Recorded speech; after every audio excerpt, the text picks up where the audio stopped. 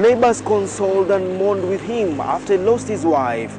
But after 5 years, law enforcement agents came knocking. He was the man they wanted in connection with the killing.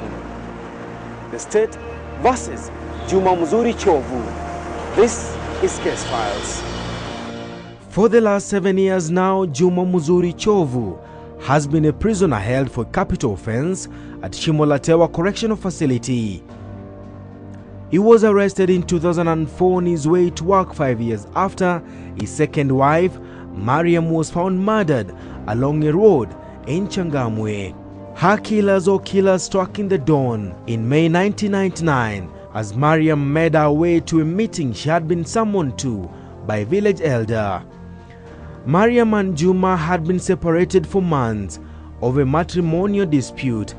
They had already had one meeting with the elders and Juma's parents to try and resolve the matter. She never made it to the second meeting. Her body was found by the roadside with injuries to her head. Juma was among the first people to be informed of the killing.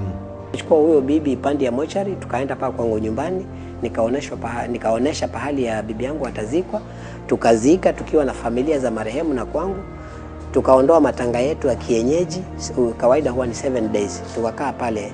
Tulipomaliza 7 days, kila mmoja akadisperse na mimi nikarudi kama kawaida kazi yangu ya tourist. That was May 1999.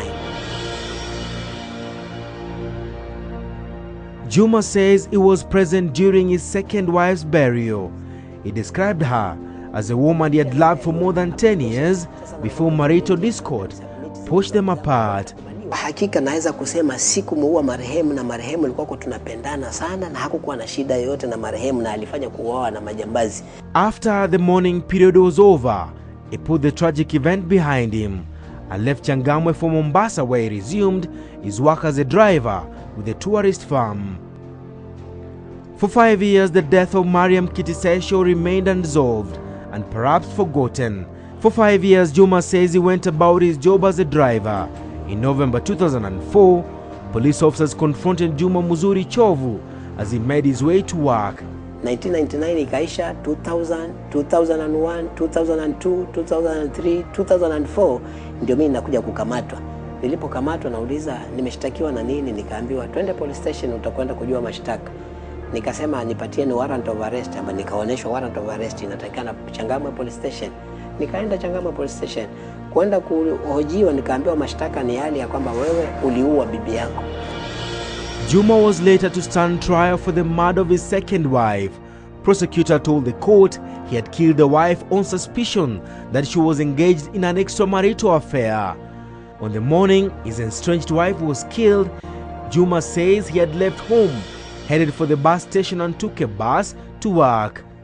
Hours later, he received a call that Mariam had been found murdered. Juma says he was readily available for questioning, but for 5 years, not a single police officer came knocking on his door. Not a single witness connected him to the murder.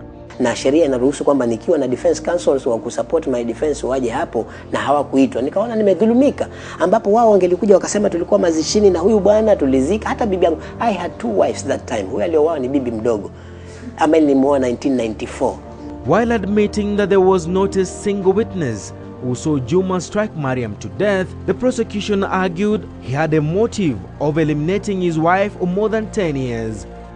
On hearing the evidence from several witnesses and the defense, the trial judge J.K. Serigon agreed there is evidence that the accused was near the scene of the crime but escaped after the death of the deceased to an unknown destination until 5 years thereafter.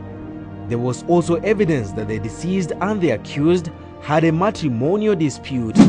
If indeed the accused was innocent, then why did he run away from his home? His conduct betrayed him. The circumstances only lead me to one conclusion, that the accused and no one else committed the offense.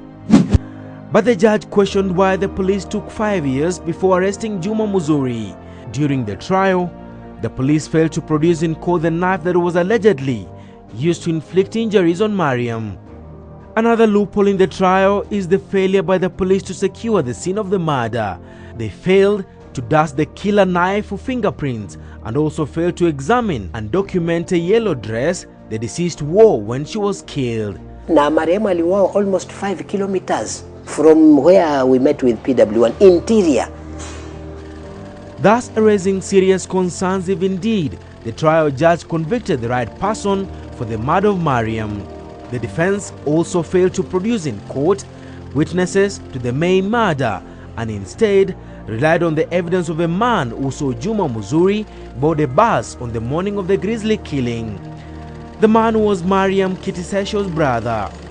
For now, the man whose middle name is Nice in English is a bitter man and a state guest at Shimolateo Maximum Prison.